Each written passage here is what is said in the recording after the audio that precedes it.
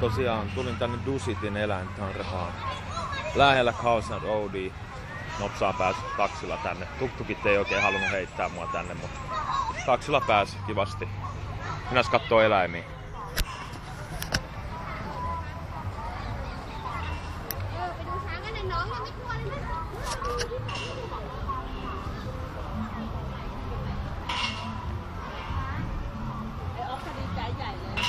Täällä on heti välittömästi jättiläisiä.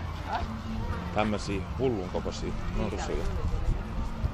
Ei nää nyt mitään maailman isompia, mutta en mä tohon lähellekään halua mennä. Ne on aikamoisia otuksia. En haluis tommosen alle jäädä.